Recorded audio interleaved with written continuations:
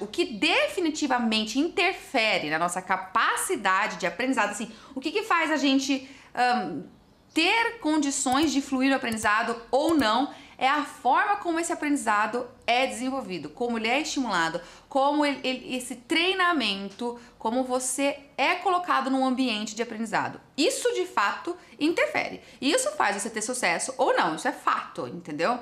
Por quê? No caso da música especificamente, assim, eu digo isso porque se a gente não trabalhar a nossa habilidade musical em camadas, se a gente não desenvolver essa decomposição da habilidade musical, isso de fato faz com que a gente tenha uma grande possibilidade de ter um resultado ruim, um resultado frustrante, que não era aquilo que a gente buscava, e especificamente a camada rítmica e melódica. Vamos lá, essa é uma das as duas primeiras camadas que eu falo.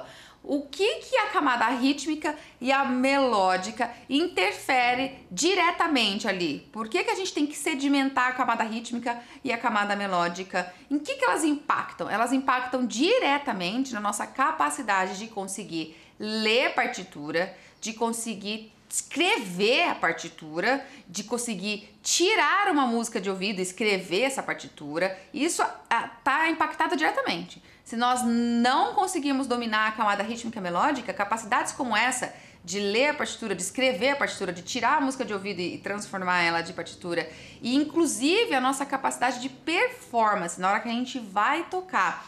Se essas duas camadas não estão muito bem resolvidas, nós não temos uma sonoridade linda, uma sonoridade bonita, uma sonoridade rica ali de timbre no teu instrumento. O som que se você tira do teu instrumento, ele fica aquém do que ele deveria ser, ele fica limitado.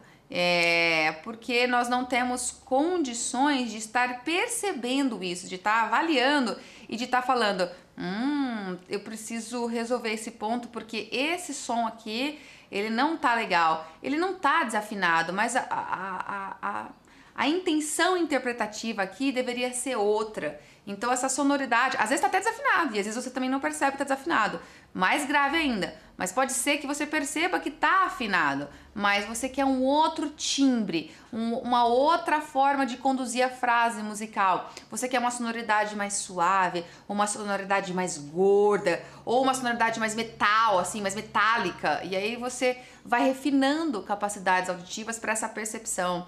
Outra coisa, se a camada rítmica não estiver muito bem firme, a gente não consegue fazer o discurso musical, o que a gente toca ter sentido, porque não tem pulso, porque não tem firmeza. Se não tem pulso, não tem firmeza de pulso, tudo que a gente toca fica instável, fica sem sentido, não dá para entender realmente.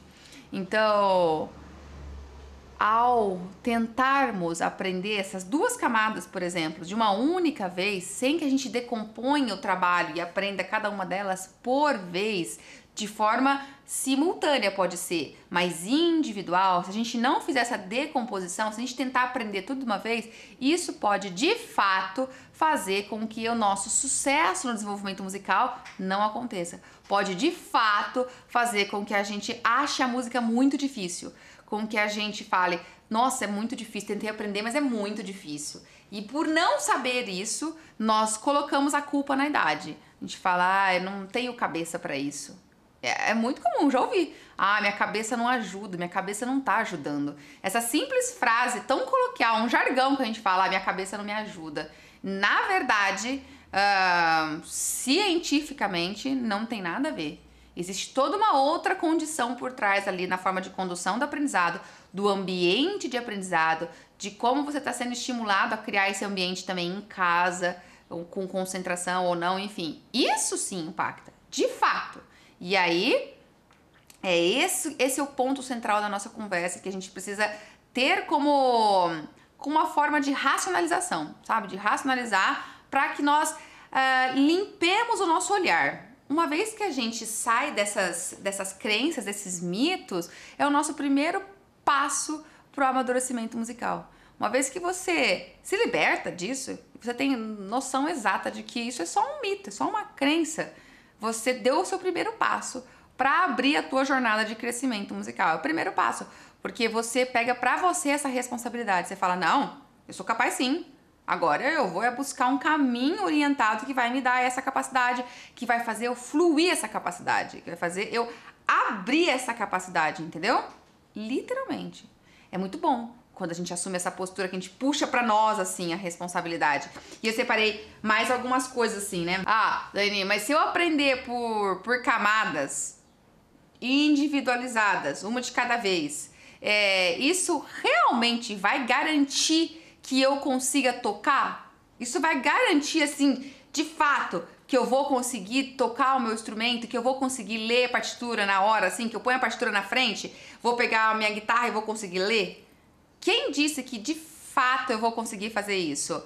Olha, de fato, se você aprender a camada rítmica e a melódica só não vai conseguir tocar. Não é aprender a camada rítmica e a melódica que vai fazer você conseguir tocar. Nós precisamos desenvolver a prática de transferir isso para o instrumento, de educar o nosso corpo para respostas motoras.